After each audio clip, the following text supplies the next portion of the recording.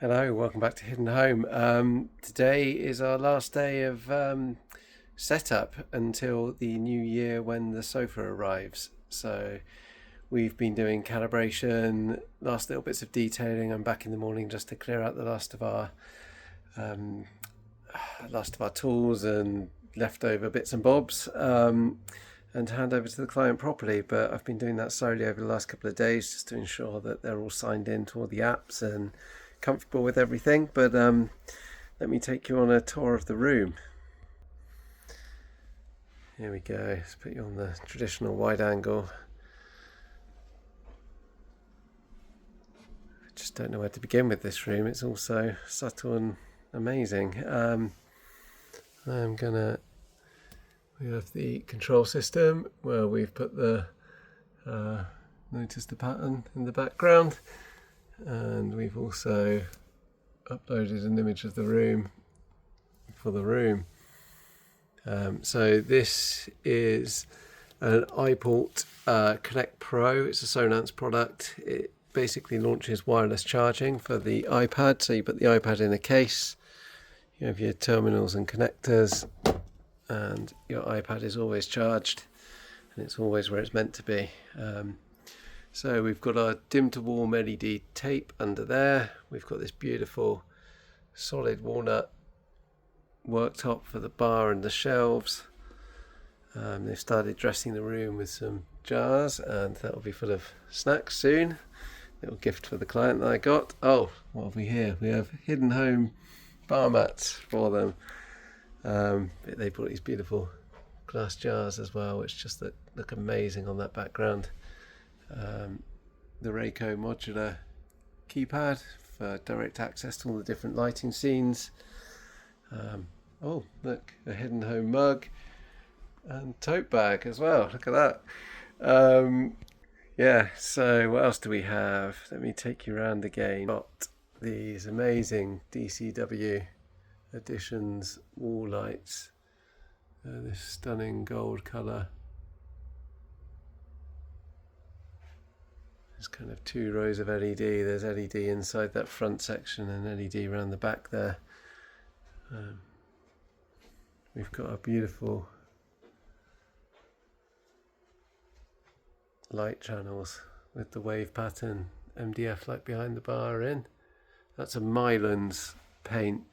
I think they specialise in like theatre paints and things, but do all sorts of domestic colours as well. We have our Collingwood dim to warm angleable spotlights on the Chimera fabric. We've got our beautiful black Velcromat inlay and skirting boards, which is also mirrored on the back of the bar there. There will be an infinity Petherton sofa in a deep red velvet. We've supplied some nice matching black wall sockets for power down the side of the sofa when that arrives. Aircon, and the aircon functions from an app on the iPad. So, I did have it saved. There we go. So we can access the aircon from there. Likewise with all of the Rayco, we can either do it from inside the control system and access the scenes. So that's scene 2. That's kind of like a sports or TV scene. Scene 3, a bit more of a serious movie scene. And then scene 4, which kills those front lights as well, leaving just the rear lights. And as I'm by the light switch, scene, turn it all off, and you just get the screen in all its glory. The camera does not cope well with the dark room. It tries to make everything very bright. So what I had on a second ago was scene 1, which brings on the front lights as well. And then from the control system, we can turn off the front spots. There we go, and they go off. This is kind of like your most bright viewing scene you could want. We've got these beautiful black bar stools with the gold. We have Dyne Audio in walls. There is one up here. There's one above the light switch column. There's one here, one there. And we have Sonance Faber Sonetto 2 G2 fronts with the G2 center. An SVS SB5000 sub, which goes down to about 10 hertz. And a per listen, I think it's an R8S, which is incredible. A little infill sub. And if I get my laptop out, I would love to take you through how we managed to get it to look from a measurements perspective. Let me just get signed in. It's looking for my face. There we are. So REW. Oh no, REW is closed. Let's hope I can open up the measurements.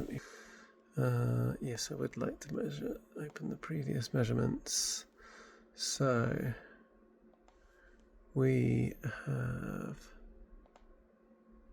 this, which is a pretty damn even response with virtually no decay time left below about, let's get the pointer, it's hard to do both of these at once, below about 80 hertz, but we only really have significant reverberation 45 hertz and down, and even down at 20 hertz. There's not an awful lot of hangover when you see it in the spectrogram. There you go. You can see that if we pick over here, this is 400 milliseconds, 300 milliseconds, 200 milliseconds. So there isn't an awful lot beyond about, if I find my pointer again, this 200 millisecond line.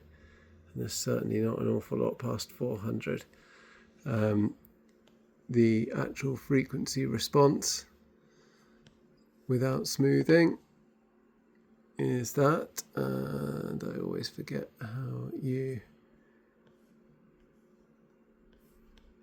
get that with some smoothing to see it all under graph, I think. So if we do psychoacoustics, which is here, this is kind of what you're looking at, which when you start clicking in here, we've got a frequency response of probably something like, that's 91, that is 95, probably about plus or minus 3 dB down the line with psychoacoustics applied with 1/12 smoothing.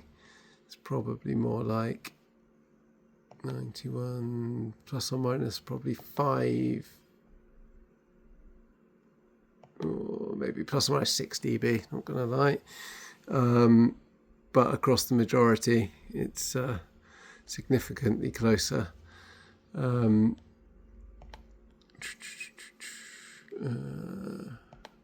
yeah, it is incredibly good, and from a perceived sound quality, it's pretty impressive. What we found we had to do in order to achieve this was we had to do some work on the crossover region, so somewhere between about 80 and 200 hertz.